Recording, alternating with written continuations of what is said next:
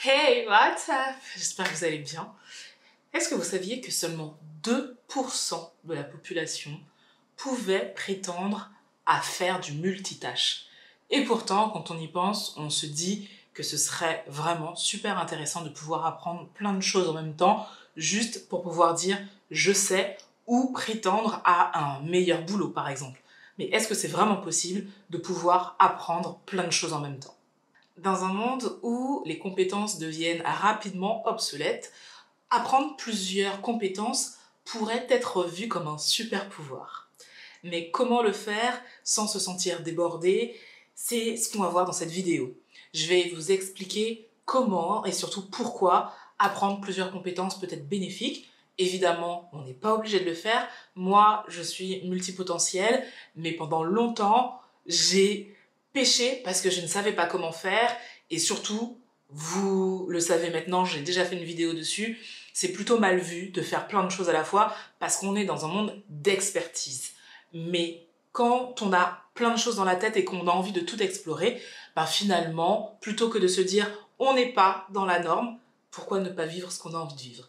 Donc dans cette vidéo, je vais vous aider à accomplir tout ce que vous avez envie de faire dans votre tête, mais pour ça, il faut une stratégie. L'un des plus grands défis de l'apprentissage simultané est de ne pas perdre sa motivation.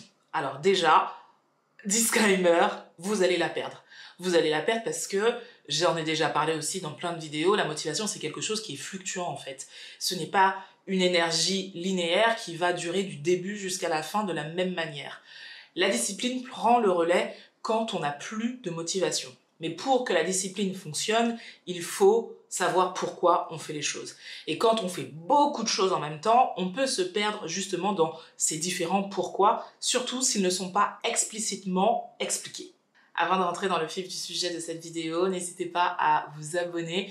Énormément de personnes regardent mes vidéos, en tout cas selon mes statistiques, mais ne sont pas abonnés. Donc si ce n'est pas la première fois que vous venez sur cette chaîne et que le contenu vous plaît, n'hésitez pas à juste appuyer sur le bouton. Pour vous, c'est juste une petite action, mais pour moi, ça me montre que mon travail vous plaît, que c'est intéressant de continuer sur cette voie. Donc merci du fond du cœur pour ceux qui jouent le jeu, merci à ceux qui laissent des commentaires parce que grâce à ça, ça permet à l'algorithme de se dire ah ben tiens, ce contenu est intéressant donc on va le proposer à d'autres personnes. Donc vraiment merci du fond du cœur. Déjà, on va commencer par établir une stratégie. Pourquoi vous voulez apprendre cette nouvelle compétence? C'est quoi votre why? Une fois que vous avez cet objectif, transformez-le en objectif SMART. J'en ai déjà parlé plein de fois. Parce que si vous n'avez pas un objectif SMART, vous allez vous perdre dans ce que vous devez faire. Parce que finalement, rien ne sera important, rien n'aura de priorité, et vous allez vous dire, ok, ce matin je commence par 6, demain je ferai ça, sans vous dire, mais ouais, mais ça c'est peut-être l'objectif le plus important cette année, ou ce mois-ci, et après je passerai par ça, et voilà. Alors là, vous allez me dire, oui, mais l'idée c'est de faire tout en même temps. Oui, bien sûr, mais par exemple, si vous avez 5 objectifs à réaliser, en sachant que vous n'avez qu'une journée, il y a de fortes chances que vous ne puissiez pas tout faire dans cette journée. Alors vous allez prioriser ce qui est vraiment important à faire, et ensuite, une fois que vous serez bien avancé dans cet objectif, vous passerez à autre chose. D'ailleurs, je vais plus développer cette partie tout à l'heure, mais il est important de commencer par définir une stratégie. Donc, pourquoi vous voulez apprendre cette nouvelle compétence? Une fois que vous savez vraiment pourquoi, vous transformez ce pourquoi en objectif SMART. Une fois que la stratégie est faite, maintenant, on peut passer à la planification. Vous savez que j'adore ça, planifier ce qu'on a à faire. Oui, parce que si vous ne le notez pas quelque part, alors je veux bien que vous ayez une bonne mémoire, mais il y a de fortes chances que vous oubliez certaines choses à faire. Donc, on va planifier. Et pour ça, je vous en ai déjà parlé aussi, on va utiliser le système de block timing. Pour moi, c'est l'une des meilleures méthodes de planification parce que on sait concrètement quand et comment on doit faire ce qu'on doit faire. Par exemple, si l'un de vos objectifs, c'est d'avoir une séance de yoga tous les matins parce que il y a une posture que vous voulez vraiment avoir accomplie en un mois, vous allez vous donner, vous allez planifier dans votre planning peut-être 1 heure ou 2 heures de yoga pour cette posture. Alors, peut-être que pour vous, c'est encore flou, le block timing. Moi, j'utilise le block timing en fonction de mon énergie. C'est-à-dire, tout le monde est différent. Vous pouvez très bien avoir certaines énergies à certaines heures et que, par exemple, la personne qui vit avec vous soit totalement en décalage. Moi, je vais vous donner la façon dont je fonctionne. Moi, le matin, j'ai énormément d'énergie. Je suis beaucoup plus focus. Et donc, le matin, je vais faire généralement tout ce qui est sport et tout ce qui a besoin d'avoir vraiment toute ma concentration dessus. Donc, c'est vrai que le yoga, généralement, je le fais le matin. Et quand je dois apprendre quelque chose ou quand je dois rédiger quelque chose et que vraiment, j'ai pas la possibilité de faire d'erreur, de toute façon, on essaye tant bien que mal de ne pas en faire, ce sera le matin.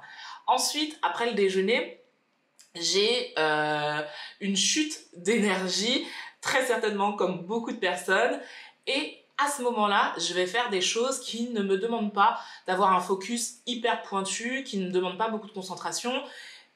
Voilà, je vais mettre ça à ce moment-là. Et le soir, par contre, je suis beaucoup plus créative et je vais faire tout ce qui est, par exemple, création de contenu. Là, pour vous dire la vérité, je vais vous montrer, il est, je sais pas si vous allez voir, il est 17h. Il est 17h quand je tourne cette vidéo, je vous mens pas. C'est parce que je suis beaucoup plus créative le soir.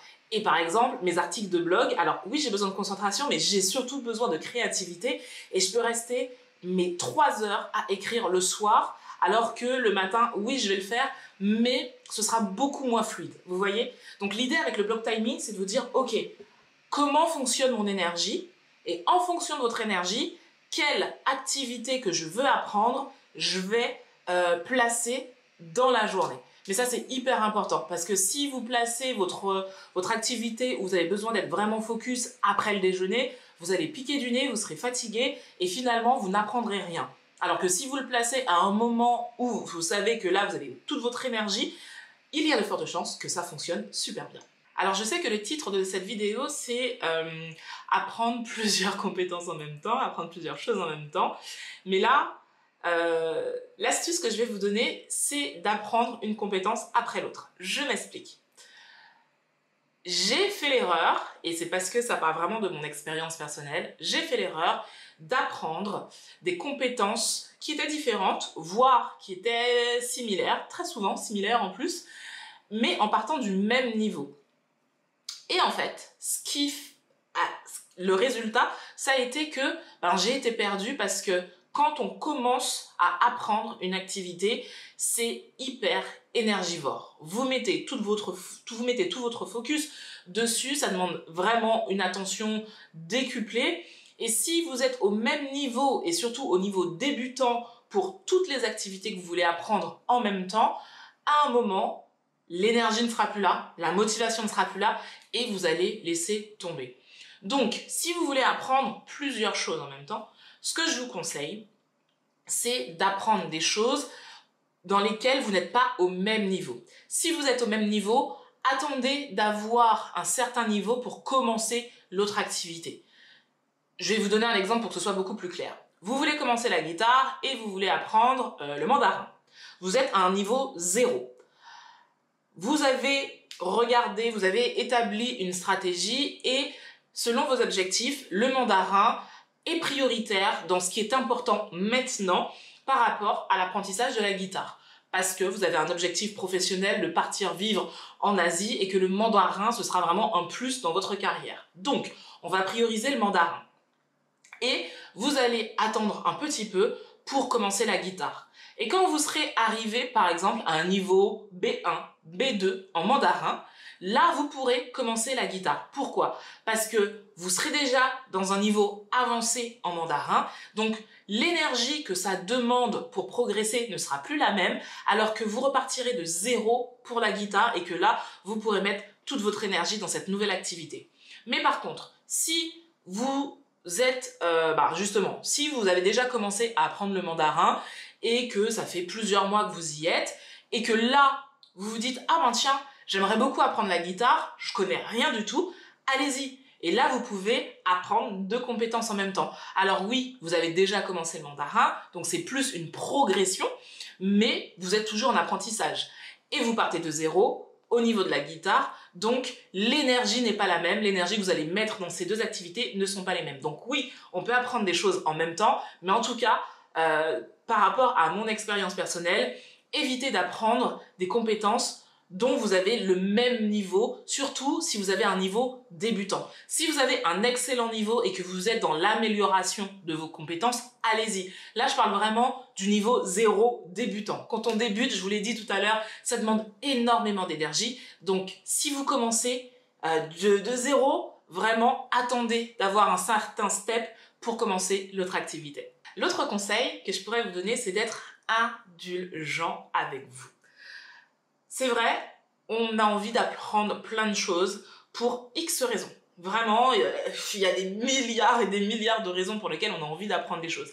Des fois parce qu'on a été influencé par quelqu'un, des fois parce que c'est un rêve enfoui depuis très longtemps, des fois c'est parce qu'on vient de découvrir une activité, qu'on a un gros coup de cœur. Il y a plein de raisons pour lesquelles on veut apprendre une nouvelle activité. Et très souvent, on va mettre la barre hyper haute. Genre, je vais apprendre le mandarin, il faut que je sois bilingue en 2 mois. C'est compliqué, c'est compliqué. Donc soyez indulgents, encore une fois, si vous partez de 0, soyez indulgents avec vous-même et en ayant établi votre stratégie du départ, vous aurez une feuille de route pour savoir dans quelle direction aller. Donc suivez cette feuille de route et allez-y pas à pas. Pour vous donner un exemple, vous le savez maintenant, je suis professeur de yoga. Et quand j'ai passé ma certification, on nous a appris la posture de Shirshasana. La posture de Shirshasana, je vais vous mettre une petite photo à côté, c'est une posture sur la tête, c'est une posture d'équilibre. C'est une inversion. Quand on a commencé cette posture, c'était en décembre de l'année dernière. Je n'y arrivais pas. Et c'était hyper frustrant parce que je trouve qu'elle est trop jolie, cette posture, et j'avais vraiment envie d'y arriver. Donc, j'ai commencé à travailler cette posture en décembre de l'année dernière. J'ai véritablement réussi cette posture en mai de cette année. Donc, vous voyez, et là, je ne parle que d'une seule posture. Alors, imaginez, si je voulais apprendre un enchaînement complet, le temps que ça prendrait. Là, je ne parle que d'une posture. Alors oui, la posture, je ne l'ai pas faite tous les jours. Ça, on est OK là-dessus. Parce que si je l'avais travaillée tous les jours, je pense qu'elle aurait été maîtrisée un petit peu plus tôt. Mais n'empêche que c'est pour vous donner quand même une idée de l'indulgence que vous devez avoir envers vous-même. J'ai commencé en décembre et j'ai été OK avec cette posture en mai. Et c'est OK. Et là, je suis passée à une autre posture.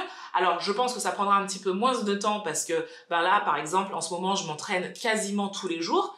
Mais ça prendra quand même du temps. Donc, soyez indulgents avec vous-même. Dernière astuce, le repos. Reposez-vous. Oui, vous voulez apprendre plein de choses et vous voulez que ça aille vite. Mais il faut absolument que vous vous reposiez. Le repos, il est souvent négligé alors que c'est pourtant la clé de l'assimilation. Lorsque nous dormons, notre cerveau, lui, il est toujours en activité et il passe en mode consolidation des souvenirs. Pendant le sommeil, toutes les informations que l'on a apprises pendant la journée vont passer de la mémoire à court terme à la mémoire à long terme.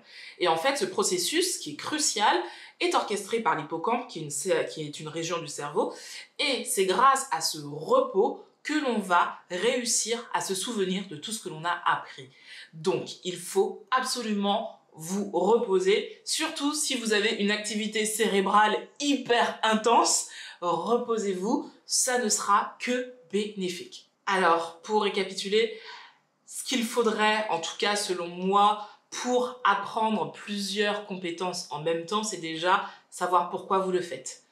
Établir ensuite une stratégie avec des objectifs SMART. Parce que une fois que la motivation ne sera plus là, c'est grâce à ces objectifs SMART et grâce à votre why que vous continuerez malgré ce manque de motivation. Ensuite, une fois que vos objectifs sont établis, on met tout ça dans son agenda et on fait des block timing pour savoir quand et comment on doit faire ce que l'on doit faire. Et on le fait en fonction de son énergie. Ça, c'est super important. Ensuite, on essaye d'apprendre des compétences, mais pour lesquelles on n'a pas le même niveau. Surtout si on part du niveau débutant. Ensuite, soyez indulgents avec vous-même. C'est pas évident d'apprendre plein de choses, donc allez-y step by step.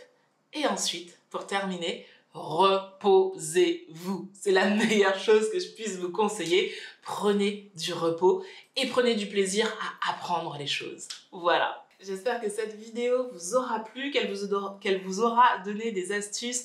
Si vous avez envie d'apprendre plein de choses en même temps, je vais y arriver. C'est pas évident, mais comme je vous l'ai dit en début de vidéo, il suffit d'avoir une stratégie et de savoir où aller et normalement ça devrait être ok.